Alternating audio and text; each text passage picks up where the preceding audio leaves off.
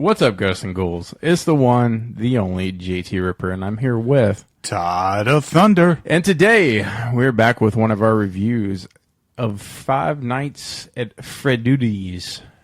Five Nights at Freddy's. This movie went to theaters and it debuted on Peacock. Yep, that was right? the streaming service it debuted on. So Yeah. if you went to the theaters to support it, cool. If you stayed home like we did and watched it, that's perfectly fine too. Yeah. So we usually start these reviews off telling you a little bit about the movie. You can explain for those out there that don't know what this movie is based on. Well, it's I'm kind of the video game guy. Five Nights at Freddy's is a jump scare video game for anybody who's not really familiar with it. You're playing a security guard that's watching this, abandoned place. That's what you're hired for. You pretty much just flip switches and close doors and watch the monitors. And if you aren't really quick or you don't monitor your battery percentage well, then one of the animatronics will wind up getting you. That's pretty much the synopsis of it. Me personally, I've played the video game a little bit, when it first came out back in the day, but it really wasn't my thing. I love horror video games, but it just wasn't, I guess, for me. Yeah, and not only video games, they've made books and novels and all kinds of stuff. They really turned a video game thing into a franchise, much like the Angry Birds did back in the day. It just started off as a mobile app thing, and then it got big, and then all of a sudden it had a movie. And now all of a sudden we have a Five Nights at Freddy's movie. Yeah, from what I read, the movie is pretty hard, on point for hardcore fans. The reviews that I've watched said that if the reviewer was a fan, was saying that it was on point, and then some of the reviewers I watched said that they were watching it with other fellow hardcore Five Nights at Freddy fans. Say that 3 times fast. And they were like cheering and clapping, and because it was on point, which is always good. It's like Sonic. Yeah, they got it right, and I'm really getting the vibe that they nailed this one on the head. Well, coming into the movie now talking a little bit about the movie, I didn't know anything about it. I mean, I knew what Five Nights at Freddy's. I knew the title. I didn't know what the video game was or what the books were about or whatever. So I only went in with title alone. I knew it was. I didn't even know they were animatronics. I thought they were just like, I don't know, stuffed teddy bears or something. I don't know. I didn't know they were animatronics. Yeah, I knew that part of it, and I knew about the security guard thing, and that's pretty much about the extent of the knowledge I had, just because I didn't dive into it, with everyone else. But you have your main character, Mike. He's in charge of taking care of his daughter. His sister. He doesn't have any other kids, so it's kind of like taking care of your daughter because of the age gap. Seems like it's pretty significant. She seems like she's probably like 10, 11, and he seems like he's in his later 20s, early 30s. Yeah. But it goes in the story that his mom passed away, and his dad just wasn't able to take care of her anymore because of he just wasn't there anymore. He checked out, and he's having to take care of her, and he's pretty much working job to job to job to job, and he's getting fired.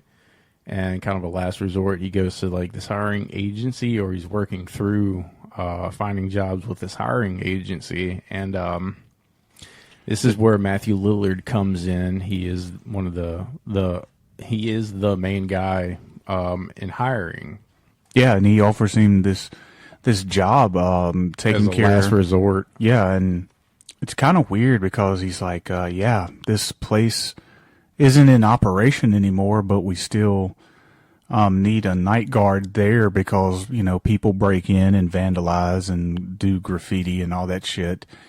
Something that you don't really see that much in real life, honestly.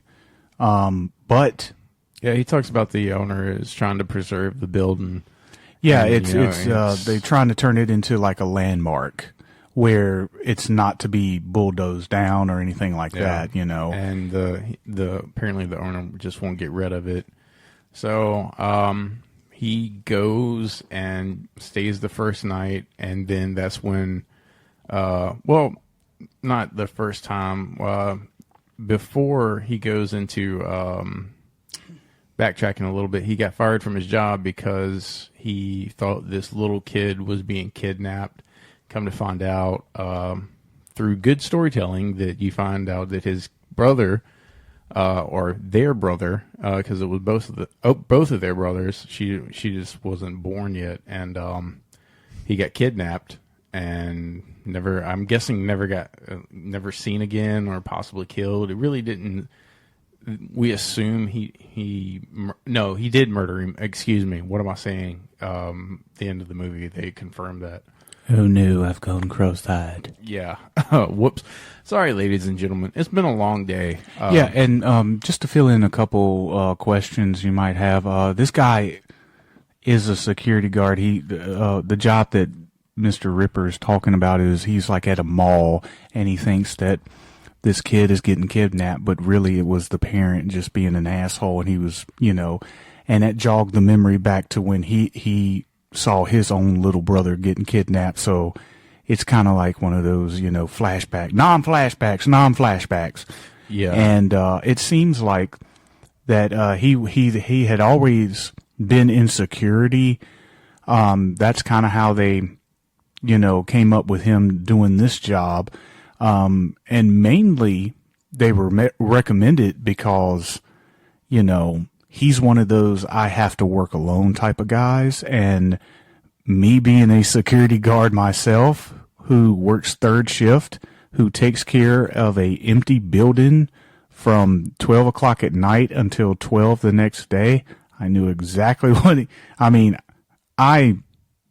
was, you know, it's pretty much, you know, I related right off the bat. Of course, I don't have, you know, memories of anybody kidnapping my brother, right, because I don't have any brothers, but yeah, that's kind of the backstory to him. So in a weird way, this job was tailor made for him because he's a guy who obviously has problems, obviously doesn't really need to work around any other people, kind of keeps to himself anyway. So it's kind of the perfect job. I mean, it's kind of shitty pay, but it is what it is. So he's kind of a perfect match for it.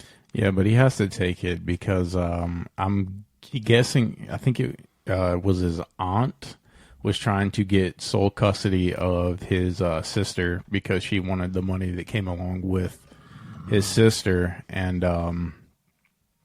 he's battling back and forth, so that's why he needs a job so he can keep his sister, and he has to take this job. And his sister wants to stay with him, by the way. She knows how much of a disgusting person the aunt is. So and they convey that very well, that, you know, she only gives a fuck about herself, and she's in it for just the paycheck that comes along with the kid. Right.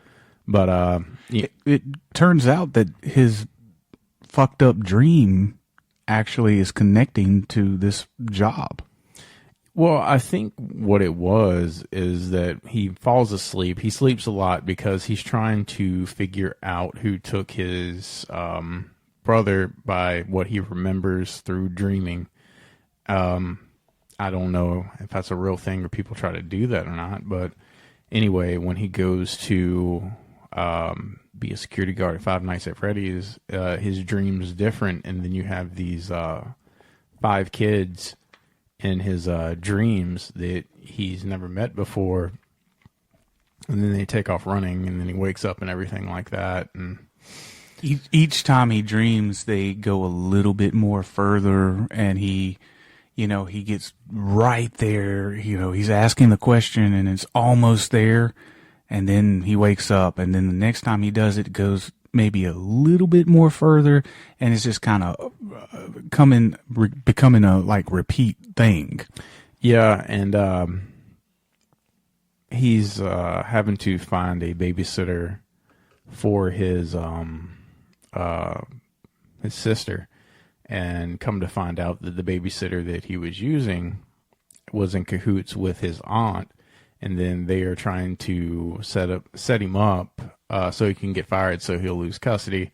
So the babysitter and the hooligans try to break into, well, not try, they successfully broke into Freddy's, and they were going to wreck the place, and it was going to be his fault because he didn't lock the doors. He didn't secure the place when he left.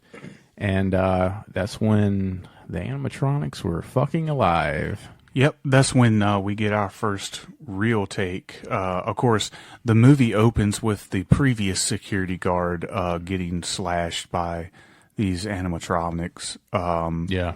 But the real, like, when we really see them in action is when these hooligans break in and try to frame Mike for not paying attention and whatnot. Yeah. It's a PG-13 movie, so got some bad news if you're a gore head or gore whore. The gore is not there, but they are very creative with it. You get one scene where, I'm not going to say who, the animatronic, she breaches or is looking in the animatronic, and then like pulls her in, this like ghost hand pulls her in, and then all of a sudden you see the shadow of her getting snapped in two by the animatronic, which was creative. It showed, it showed a good death scene without showing a good death scene. Yeah, and it got creative with the sound design. The sound design I thought was perfect. Yeah, pretty much the rest of the movie is, he has to bring his sister to work one night because the babysitter doesn't show up because she's dead. And, that's when his sister meets them, and, like anything, she's fascinated by these animatronics, and they want to become friends and this and that. We also meet the police lady, what was her name? Vanessa? Vanessa. Vanessa. She's been hanging around the place. She's kind of like a beat cop. She kind of drives by every once in a while. It keeps their eye on there. There's more to her character as the film goes on, as you would find out. But, that's what we got. Eventually, when Mike and his sister find out about him, I mean, Mike's obviously freaked out because any adult would. The kid is fascinated because they have fantasy minds. Vanessa knew about it. She just didn't know how to break it to Mike or whatnot. But these animatronics were possessed by the kids in this dream. Right. And, they actually all kind of have fun at the beginning, or whatever, but kind of midway through the movie, that's when it starts picking up. Like there's no